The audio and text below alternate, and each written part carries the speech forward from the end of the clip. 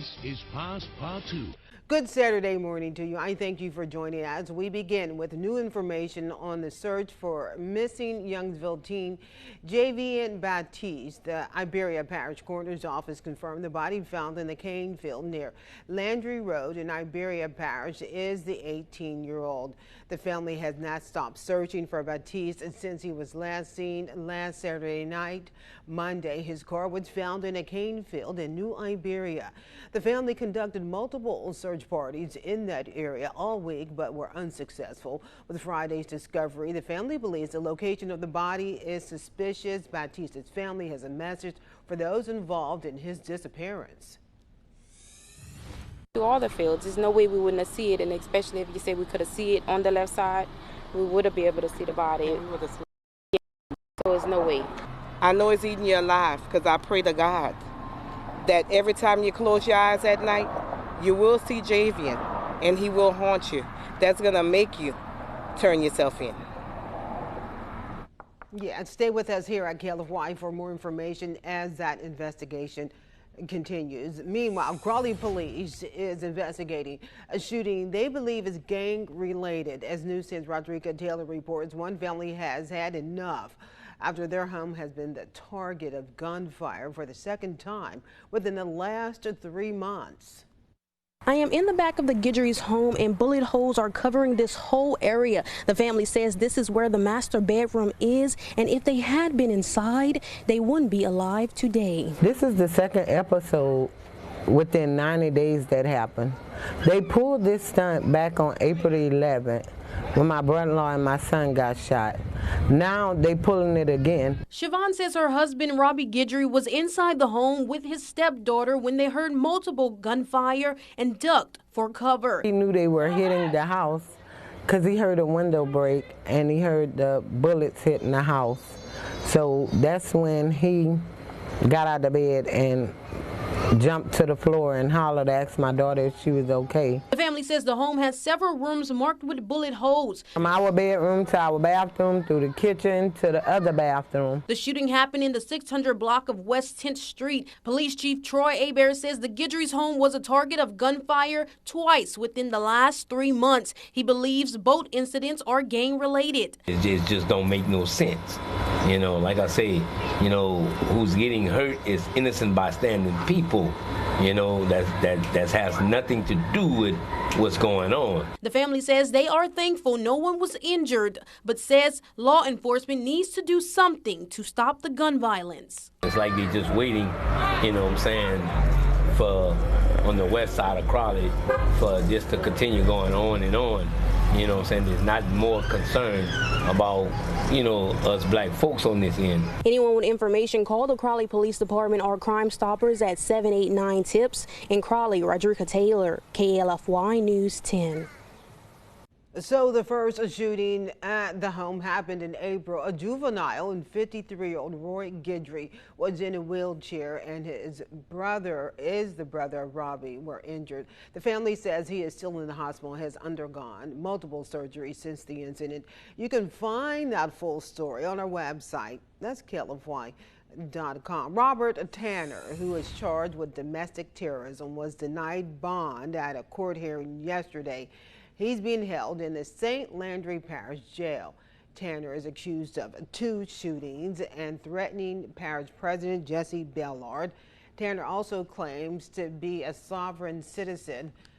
Parish President Bellard tells News 10 he wants a Tanner housed in another parish while he awaits trial. Then, in Opelousas, the chief of police there is working to bring security to the next level. News 10's Zhang Hogue tells us how law enforcement is putting more eyes on the city. Here in Opelousas, a partnership between the police department and St. Landry Economic Development is continuing the mission of proactive policing by installing new interstate surveillance cameras. We all know that the more cameras, the more eyes you have, it gives us a better solvability on our investigations.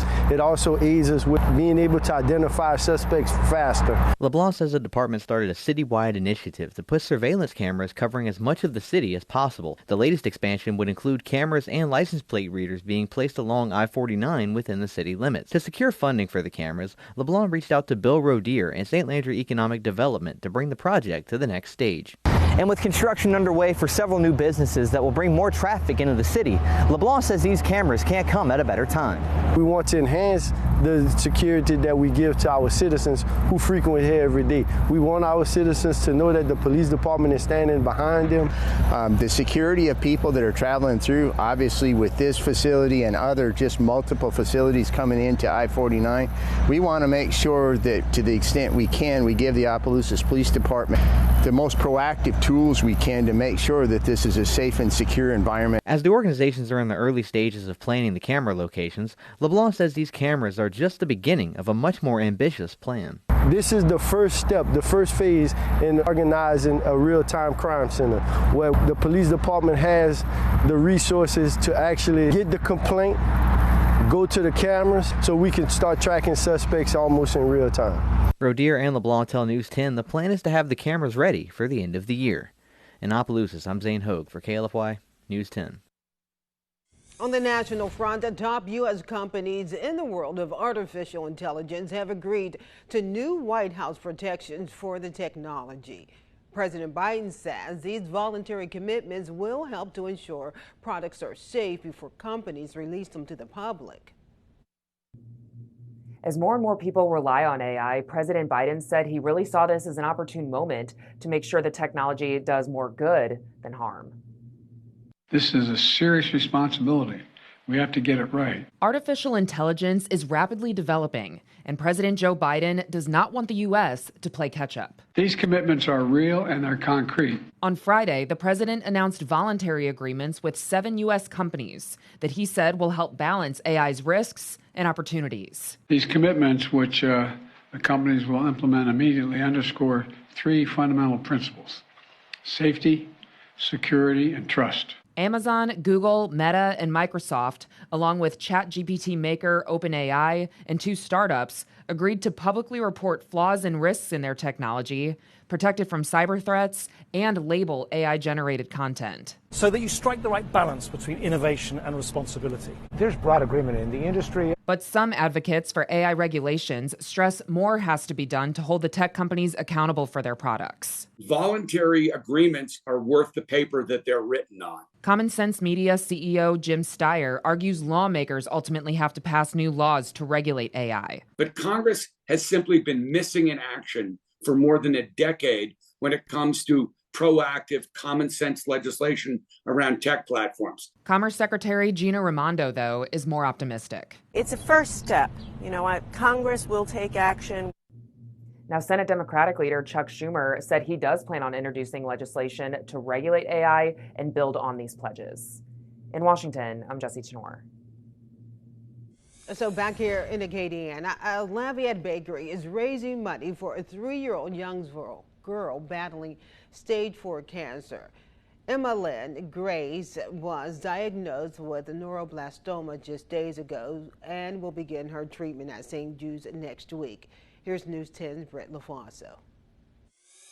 Earlier Friday, this entire table was filled with cake balls, and as you can see, there's only a couple of boxes left now. That's because many people have been coming in and out of this bakery all day buying these cake pops, hoping to help little Emmy, who was just diagnosed with stage 4 cancer. I used to work with her mom, with Emmy's mom, years ago. And we just came back and we just want to support, I just became a mother last year and she became a mother this year. So this kind of really hits a little harder this year now that we know, we can't imagine our 3-year-old going through something like this. So I would want somebody to support me in this. Dozens of people flooding into Piece of Cake Bakery Friday, buying cake balls to help support little Emmy and her family.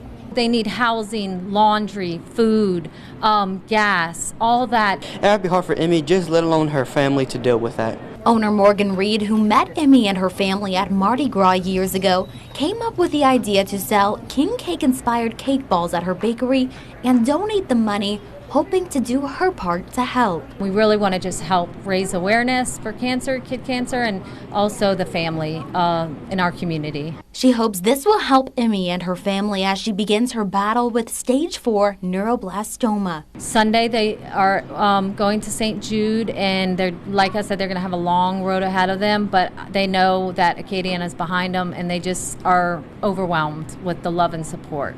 You can see on this sign their goal today was to sell 2,000 cake pops, but they have well surpassed that goal, and it's only been one day. But if you missed this fundraiser today and you still want to help out little Emmy and her family, you can come here to Piece of Cake Lafayette anytime between now and July 31st and buy a couple of cake pops. Reporting in Lafayette, Britt LaFaso, KLFY News 10. So now for a check on your weekend weather forecast with Storm Team meteorologist Heath Morton. Now, here's Storm Team 10 Chief Meteorologist Heath Morton. And we're going to see that heat index back up around 115 this afternoon. A few storms possible as we go through mid-afternoon. Better rain chances come in late tonight and early tomorrow morning, with the rain chances up to about 40 to 50%. Here's the heat advisory. As we can see, 110 to 115, the heat index, that's going to be possible this afternoon. Rain chances low in the first half of the afternoon, then they'll ramp up as we get through late in the evening hours, maybe through the overnight hours as well, and then through early tomorrow morning. As we take a look here at future track temperatures, we're going to see 8 a.m., 84 degrees. Look at that as we get through about 3 o'clock, 97 to 98. But this could be the last time we see 98 degrees with high humidity. I think on Monday we could be up around 97, 98, but the humidity is going to lower, so that could knock the heat index down some. But still dangerous heat as we go through this afternoon. And going through Sunday, look at this, noticeably cooler, but still pretty hot. Highs in the lower 90s. That's back close to normal for this time of year. I still think the heat index is going to be between 100 and 105. And as we take a look here, the feels like temperature into the afternoon today, 2 o'clock, 112, 115 at 3 o'clock. So try to avoid this time of day if you have yard work to do or anything outside. And still at 4 o'clock in the afternoon, 113. Now, over the last couple of days, we've seen that heat index around 110 as late as 6 to 7 o'clock at night. So definitely keep that in mind. Here's what it looks like over the next 5 days with the heat index, 115 Saturday. It does come down Sunday and Monday to about 100 as we see, but still it's going to be hot on Monday, but the humidity will be lower, and I think the humidity starts coming back up some Tuesday and Wednesday, so still in the dangerous category Tuesday and Wednesday as we see about 110. Here's future track. As we can see, those showers and thunderstorms developing as we go through the afternoon and evening. Could see a few strong to severe thunderstorms and maybe a few showers Sunday morning, but right now it's looking like we're trending more toward most of the storms near the coast Sunday afternoon as that front tries to drop through. 98 extreme heat today, west winds 5 to 15, rain chances 40 to 50%. And there are the next 7 days, lower humidity Monday, but it's still going to be hot, 98. And then a little cooler Tuesday and Wednesday. Temperatures back closer to normal, maybe a few degrees above normal though, as we see 94. Rain chances 30% on Tuesday, and then just pretty hot going into the latter half of next week, but typical July weather as we see just a slight chance of rain, 95 there going into Friday. We're going to see overnight lows maybe coming down just a little bit Saturday and Sunday, down to about 76 to 77. But overall, looks like pretty typical late July weather for us, but the best chance of rain definitely late this afternoon, maybe in through early Sunday morning, slight chance Monday, and rain chances come back up just a little bit on Tuesday. Let's look at the forecast. We'll have more coming up in a few minutes. For more information